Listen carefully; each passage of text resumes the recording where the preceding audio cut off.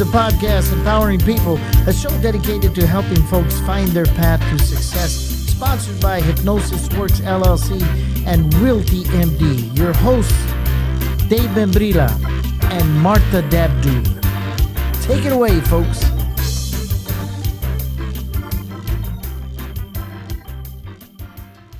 Welcome to our next episode of Empowering People, where we hope to give people inspiration and get them on the right track to life. If they've stumbled and fallen, we're going to teach them how to get back up on their feet. If they're already thriving, we want to keep them going in that same direction. Our next guest here, and I've been trying to think of the best way to introduce him. I'm going to introduce him with a story of how I met him.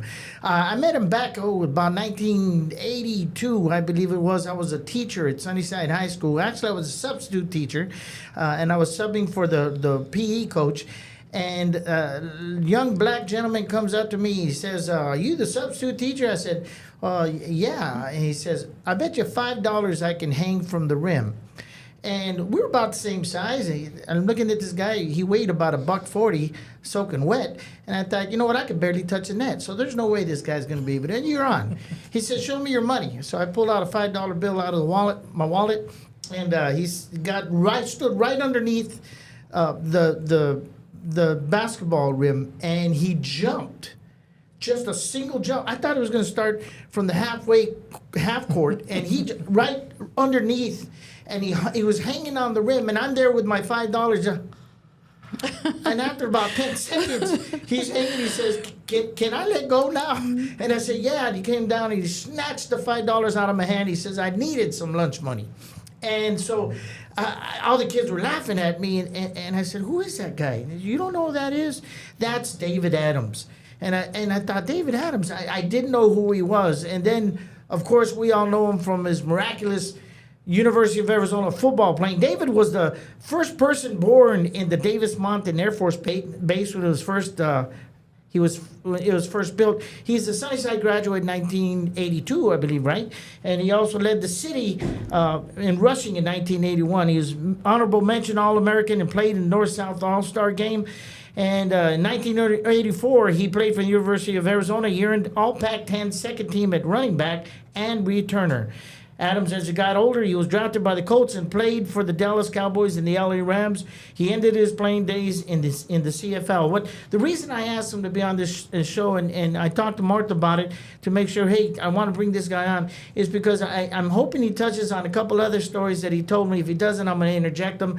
But Martha, with your permission, we present David Adams. Take it away. Welcome, Dave. Well, thank you so much. I'm very happy to be here with all these prestigious people and be able to tell my story. It's not as exciting as it sounds, but you'll be surprised what you'll do for $5 when you have nothing. So in those days, that was lunch. Now you can't buy a candy bar with $5. But back in the day, for me, athleticism was the most important thing to me. You know, I was a very average student, but I'm happy to be here, and let's see if we can help some people.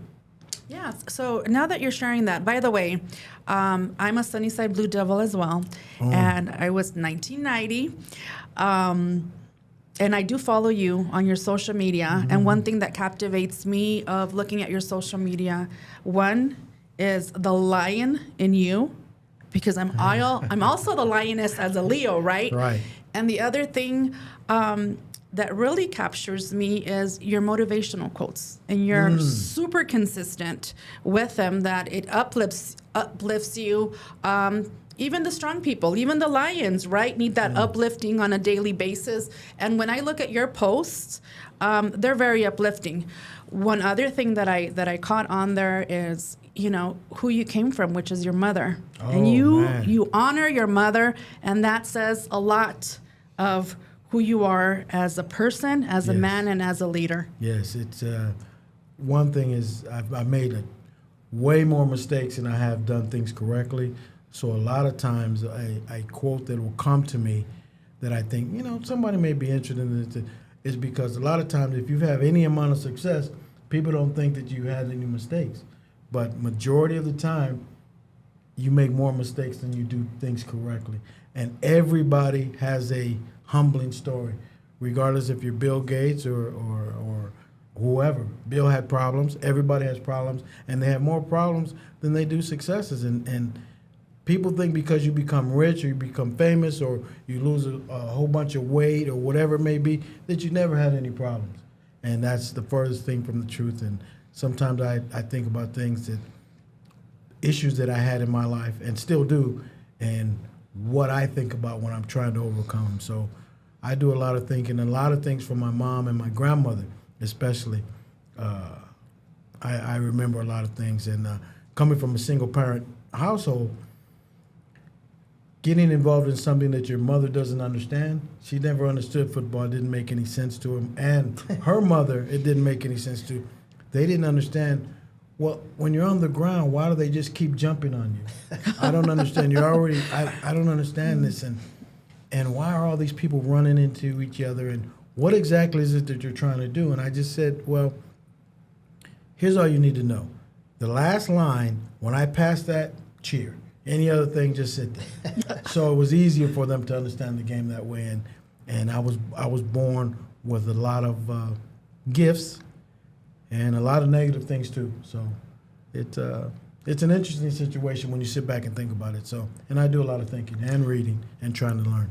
So, David, talk to us about your humble beginnings. I mean, your work ethic as a kid. How did you make the Sunnyside team?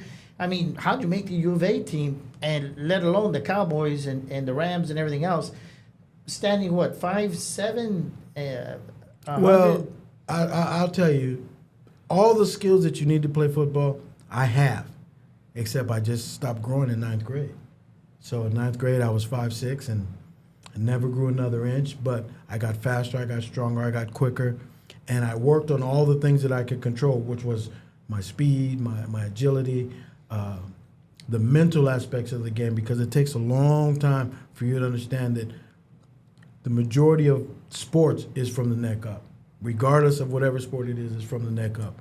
So I was able to really expand on my things because I noticed I'm better than everybody in most things. I just wasn't as tall. And I didn't know that I wasn't as tall till about 8th grade, because everybody was in the same mix, but they get their growth spurts 7th, 8th grade, 9th grade, but mine never came.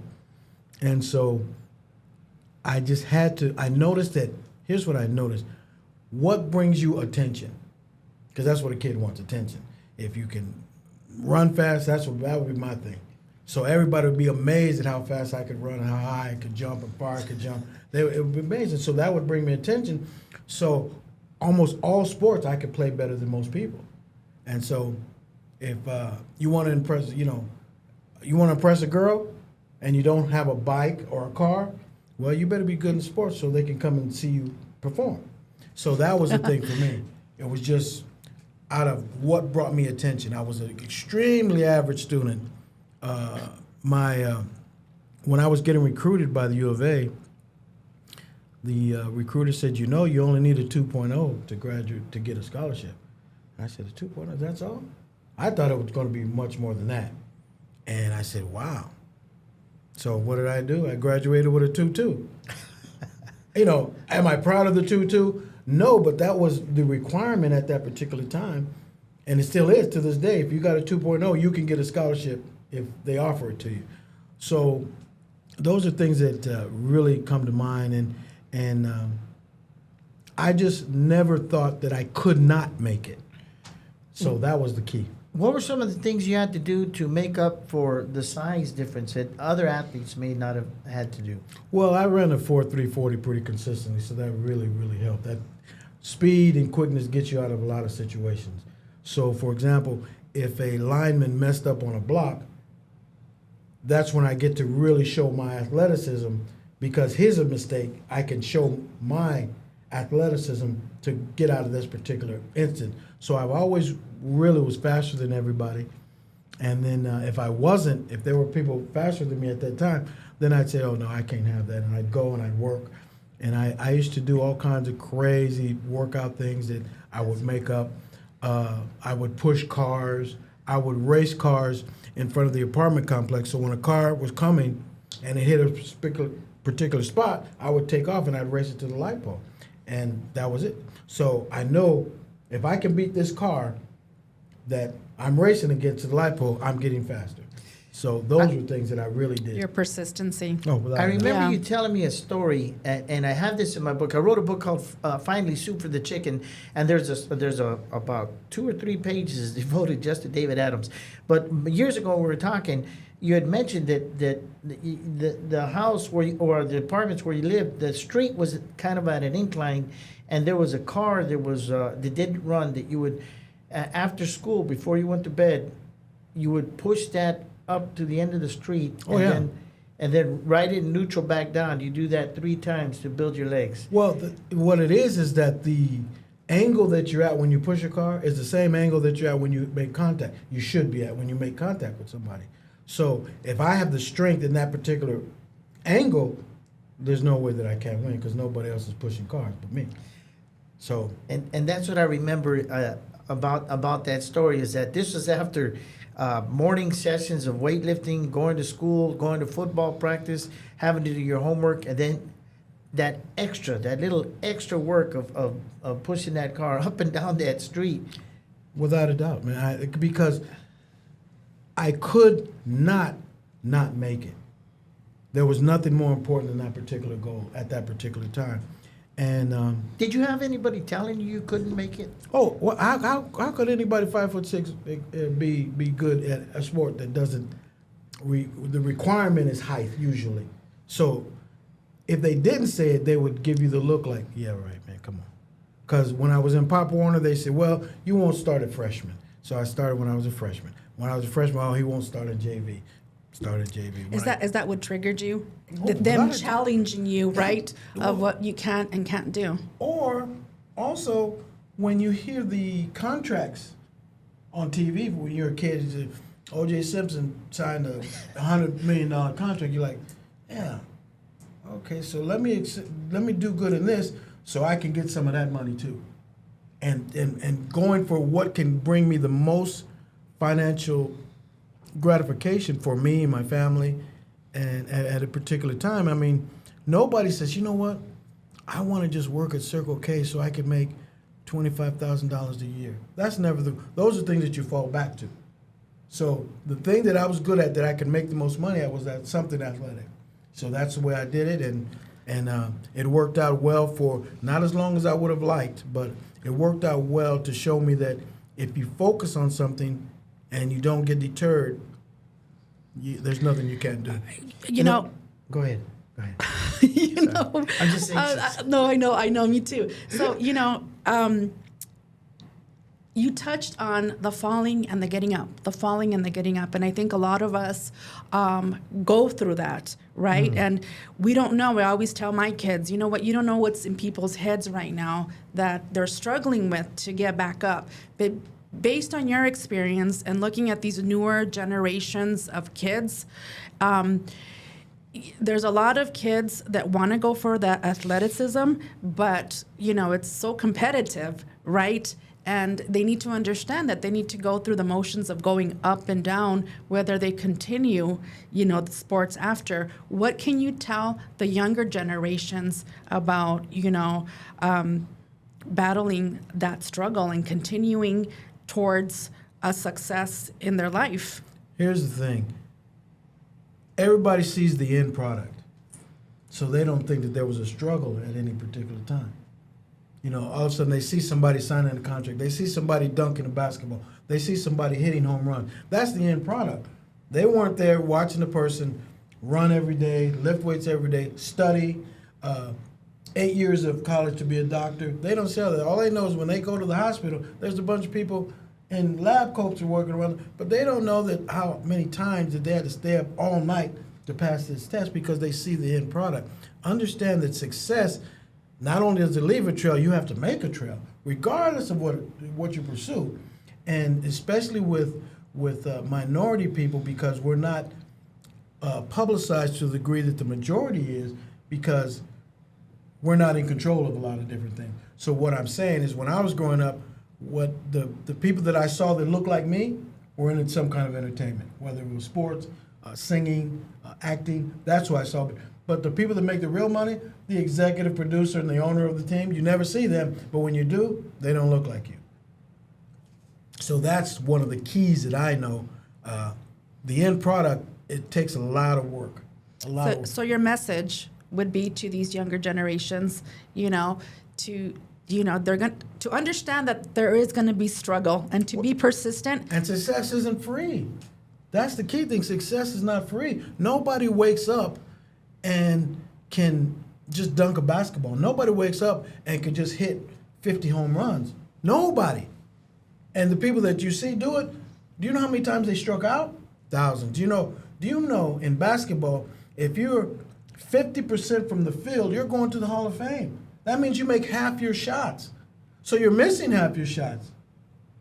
I use me for an example. In my lifetime, I've touched the ball 1,000 times, and I have 100 touchdowns. 10% of the time, I'm successful. The other 90% of the time, I'm not successful. That's the way life is. When you bat 300, you're in the Hall of Fame. I mean, some of our home run kings have the strikeout record as well, and that's what a lot of people don't understand. Everybody wants to be the top dog till they have to do what the top dog does. Oh, that's powerful. That right there is the problem. I like the trail. Repeat it again. Oh, you cannot. The trail that you have to take is totally different for everybody. But here's what I know: when you make the trail, make sure that you make it to where you understand it. That's the key. Understand what it takes to become what it is that you want to become. So what happened after football? Where did you go? Man, I got involved in the entertainment business from a concert where I did concert promotions and stuff. That went well for a hot second, maybe 10, 15 years. It went well. But then we got involved in real estate, and we were bouncing around from different hot industries, but we never really sold ourselves into one particular industry. And so we would make money in this, and, oh, yeah, but look over here, they're doing this. So we would bounce around, and I did entertainment for a while. I still dabble in entertainment, real estate for a good long time, development. And then I do finance now, where it's more venture capital type of things. And I'm telling you, to become a millionaire or a billionaire is so difficult. It just sounds good to say to some people. People don't understand that there's 8 billion people on this planet, and there's only 2,700 billionaires out of 8 billion people. Wow. So less than 3,000 people are billionaires out of 8 billion people. And the most interesting thing for me in that, of the 2,700, 14 are black. That was gonna be my next So you're like, question. 14 out of 2,700 out of the 8 billion. You're like, oh my God. So you don't have no choice. You can't sleep. So during this time, what you learned with everything you've gone through, would you encourage kids to try to make it through athletics or to get in school, stay in school? It's a great question. If you can use athletic as a stepping stone to everything else, I didn't say have a plan B. What I'm saying is your plan B is to make sure that plan A works. And that means everything has to be sold into this particular thing. But the thing about it is that remember, 1% of all professional athletes don't have to work after their career. The other 99% have to work. And of the 1% that don't have to work, they still work because they're 30-some-odd years old when they retire. And I see that often, Dave. I see the struggle with all these athletes that put their heart into it. They even put the persistency into it, right? And we're forming their trail. But it's so competitive out there that they don't have that backup plan. They chose not to get their education because they chose the sport. And I find that for a lot of these athletes, it's very hard and depressing to get back up because they have it so ingrained in their brain and in their heart that that's where they were going to end up with. And some of them that I know don't ever get over it. And they were so successful and had so much youth and excitement when they first started. and I turn around and see them now and totally different people. How do you get over it? One of the most powerful drugs in the universe isn't crack, isn't cocaine, isn't marijuana. It's success. When you're successful, it's very difficult to come out of that, especially from an athletic standpoint. You cannot see the day coming that you're not playing, number one. Whether you make it or not, you don't see that day, because I've always been the best, and I can this, I can that, and I jump out the gym, and I'll always be able to jump out the gym. If you watch every successful athlete as their career goes, they come out, they do all this incredibly athletic stuff, and as the career goes on, all of a sudden they stop doing athletic stuff. They don't dunk as much as they used to. Now they're shooting jump shots. Why? When your body wears down. But the thing that you got to understand is that when you're going for it, that's when you make the decision on, okay, when I get through with this, I'm going to go into this field here. And it's very difficult, because I tell you what, one of the things that when I'm out in the streets walking around and somebody comes, hey, you're David Adams. I mean, like, yeah, you're right, I am. And I feel good about myself. I'm David Adams. Boom. And then I go to certain events, and there's a younger person there. They pass right by me and don't know. Well, and I'm saying, well, he only played in college. I played in the college and pros, and these people walk right past me. They don't even know me. And they go to this person because he's the latest and the greatest thing. That's what it's hard to deal with. Man, I used to not be able to go anywhere without somebody knowing me. And now I can go anywhere. And not only do they not know me, they don't believe I did what I did. Nobody 5'6" has been in the NFL. Well, I said, well, if you go look in the all-time rosters, you'll see my name in there. Because that's important. Then they Google, hey, wait a minute. But you had to Google me to find out who I was, and having to deal with that is so difficult. Well, the other thing that I guess we need to understand, right? Back then, there's so much social media, so much technology nowadays, that back then, during those times, you had to keep up with the sport. Yes. You had to keep up with football to know. I was at a function with a guy years ago, and he was like body beautiful, just muscles everywhere. I'm like, damn, he really looked great. And so it was me and him. He was just a weightlifter, but he looked great. So they asked these kids, they said, well, which one is the NFL player? Which one is David Adams? They all pointed to him. I'm like, okay, you little son of a gun. I said, no, it's the one over here. And they're like, ah. I'm like, what the hell you mean, so it's a funny thing, and it's an interesting thing. But I tell you what, any goal that you want to pursue is obtainable if you do what you have to do. And the thing about it is that it takes so much time to be successful. The majority of people don't want to do it. The majority of people want to be regular mentally, but out of their mouth, they want to be a superstar. And you can't do both. Well, one of the things we want to do with empowering people is, of course, put people on the right track to success, whatever that may be, whether it's becoming a millionaire or losing 5 pounds. So knowing that, David, we're about out of time here. What advice can you give our viewers to get on the right track, with everything that you've gone through, all the obstacles you've had to overcome, and some of the stuff that you've been able to attain? What could you tell the average Joe who still is late to work in the morning and you fail more than you succeed. And the thing about it is that failure isn't the end and success isn't the end either. But I know that if I stay focused, I can still get it done. Now, there's some things that I can't do now because I'm 58. So you say, well, can I go and play sports? I can play sports for fun, but I know there's no professional team that say, hey, David, we know you're 58. Can you come out here? We want to give you a shot. That's not going to happen. But you adjust your goals to what it is that you're capable of doing, and it's what you want to do, not what anybody else wants to do. And the other thing is, understand that you do your goal for you. Don't do your goal to get a woman, to get a man. I want to be a successful real estate agent because Betty left me, and I want to prove to her that she should have never left me. That's not enough fuel to get you going. You got to have the right fuel for any goal that you're trying to pursue, and that comes from within inside you. Whatever it is, you got to go and say, what is it that I want to do for me? And that's not selfish, because when you're successful, that's when you can share. If you're not successful, you can't share anything. If you have $100 million, you can share with a lot of people.